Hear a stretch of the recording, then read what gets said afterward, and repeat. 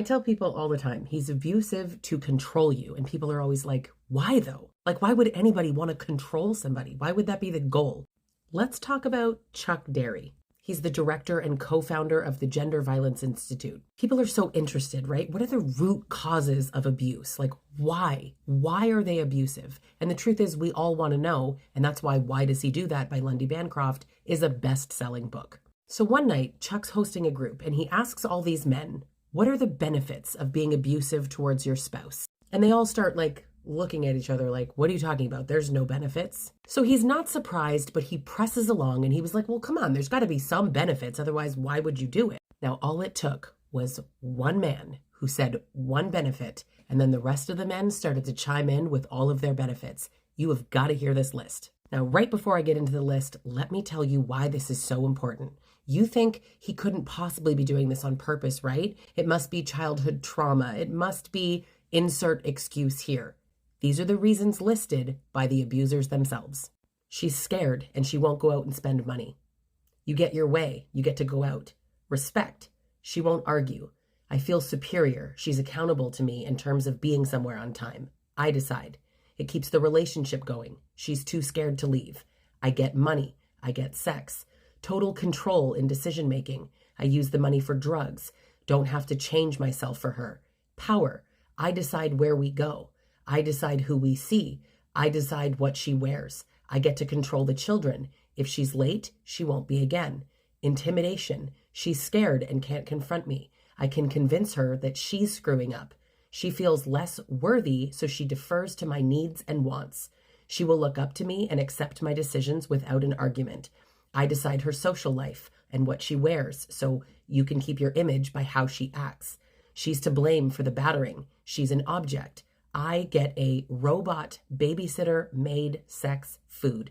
It's an ego booster. She tells me that I'm great. Bragging rights. If she works, I get her money. I get her to quit her job so that she can take care of the house. I isolate her so her friends can't confront me. Decide how the money is spent. I'm the breadwinner. I buy the toys I want. I make time for myself. She has to depend on me if I break her stuff. I get to know everything. She's a nursemaid. She comforts me. Dinner's on the table. I invite friends over without her knowing, and that's more work for her. No compromise equals more freedom. Don't have to listen to her complaints about not letting her know stuff. She works for me.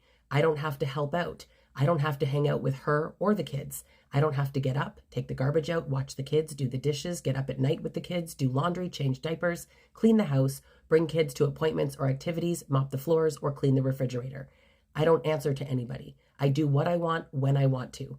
I get to ignore or deny my history of violence and other irresponsible behavior. I get to rewrite history. I get to determine the future. I get to determine what values the kids have, who they play with, what school they go to. I get to ignore her in the process, and I get to dictate what they need: food, clothes, recreation, etc. I get to dictate reality. I get the kids on my side and against her. The kids will do what I say. I get to mold the kids and her so that they will do what I want them to do. She keeps kids quiet about the abuse. Choose the battles and what it will cost her. It proves my superiority. I get to win all the arguments. I don't have to listen to her wishes, complaints, anger, fears, etc. I make the rules. I can break them when I want. She won't go get help against you for past beatings because she has no friends to support her and is confused by my lies. I convince her she's nuts. I convince her she's unattractive. I convince her that she's to blame. I convince her that she's the problem. I can dump on her. I can use the kids to spy on her. The kids won't tell mom what I did. The kids won't disagree with me. I don't actually have to talk to her. I'm the king of the castle. I can make myself scarce. I have someone to unload on. I have someone to bitch at. She won't call the police. I tell the kids that they don't have to listen to mom. I can get her to drop the charges. I can get her to support me to her family, my family, the cops, judges, children welfare, prosecutors. I can get her to support me to her family, my family, cops, judges, children's welfare, prosecutors, etc. And I can get her to admit that it's her fault.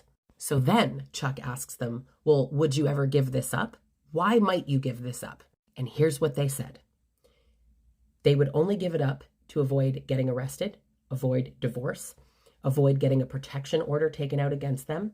They don't want their adult children to not invite them to their weddings, and they don't want to have to go to groups like that one.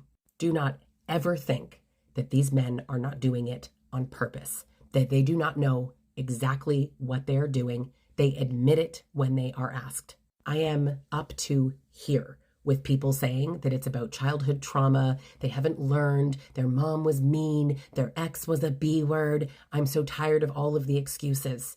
Men are abusive because they choose to be abusive. And that is the end of it. Full stop. Period. The end. Stop with the excuses.